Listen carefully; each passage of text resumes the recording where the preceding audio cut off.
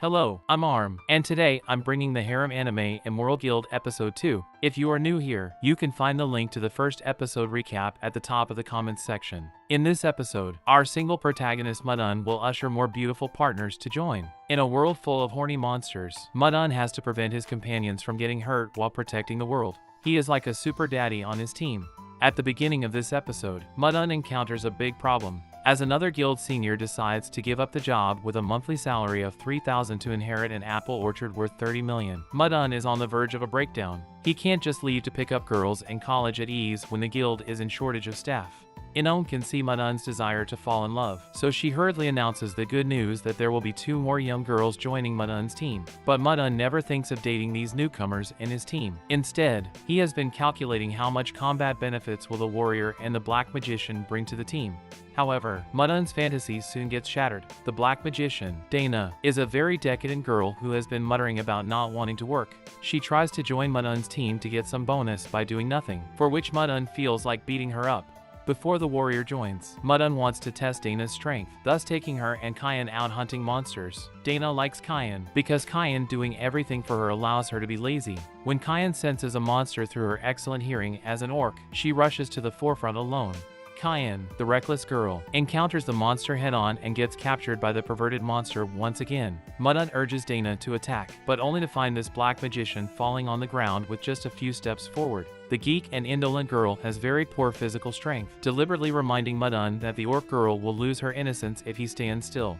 Mudun can only save Kyan first, repeatedly warning Kyan to leave her bravado behind. Dana feels the romantic atmosphere between the two, and starts to watch them like an audience of a variety show, ignoring the fact that she's also in the show. But under Mudun's accusation, Dana finally feels some guilt and decides to help eliminate the monsters. The monsters they encounter are in the form of cute rabbits, to which Kyan gets attracted and lets down her guard. The monsters immediately launch continuous attacks on Kyan. Dana can't bear to attack the cute monsters at first because they remind her of the rabbits she raised in elementary school. But once she is punched in the face, she gets so furious that she determines to cook over 8 cuisines with these monsters. Dana continuously summons lightning attacks, which are all dodged by the monsters because of her slowness and poor ability in predicting the monster's movement. Mudun tells her he won't help because he wants to train a qualified successor as soon as possible so that he can leave and complete his sacred mission in college. Therefore, Dana can only cooperate with Kyan, but only to find she is no match for the monsters and is almost snatched home by the monster as a wife.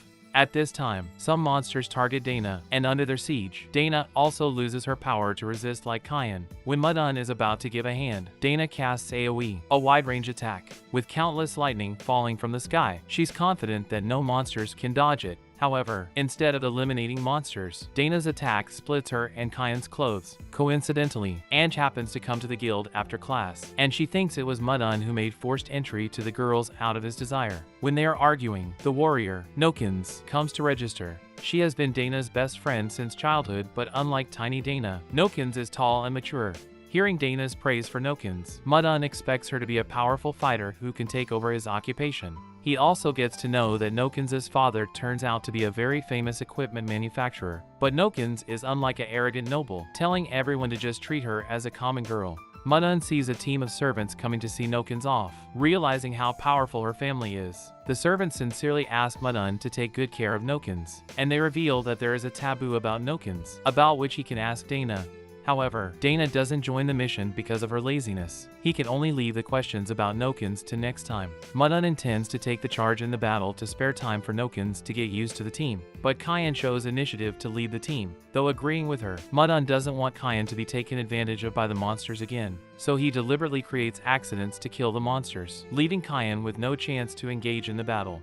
Kyan is upset about it because she doesn't want to be the weak who always needs protection. But before they can draw a conclusion, a boar monster rushes out. Nokins immediately knocks it down with a heavy punch, which arouses Kyan's adoration for Nokins. Kyan soon fulfills her role as she senses in advance that a large number of boars are rushing over.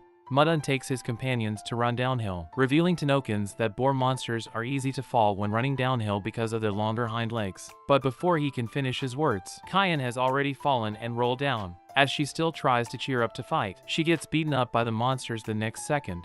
It is Nokin's first battle and she has never seen how perverted those monsters are. She gets shy and angry, deciding to cast the legendary Berserk skill to strengthen her power temporarily at a cost of losing her sanity. As Nokin gets enveloped in a blind light, a hurricane blows her side, and she completes her transformation.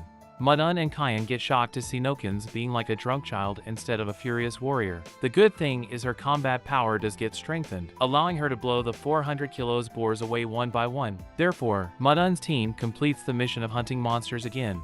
But this is not the end. Nokin's berserk state has not been lifted. She takes off the breastplate to show a very charming figure, hugging Madun and crying for his praise like a child. Luckily, Kyan wakes up Nokin's sanity, otherwise Madun will be smothered dead. After this battle, Madun knows what the taboo of Nokin's is. He can never reveal what she does in her berserk state. Madun is very desperate, because these companions with obvious flaws will surely be captured by the perverted monster to carry babies if he let them fight alone. Therefore, he can only put off his plan of dating girls in college indefinitely. Otherwise, the hybrids of humans and monsters will be born. That brings the end of episode 2. There is a new setting here that the monsters are only interested in women while men will be killed directly. What I want to say is those monsters are going too far, and I would like to join Madun's team to crusade against the lustful monsters to pacify the world. Of course, it will be better if I can have some romantic affairs with my companions. If you want to join too, leave a comment below to sign up. Don't forget to subscribe to my channel. Only my subscribers are allowed to join. Haha, well, I'll see you in my next video.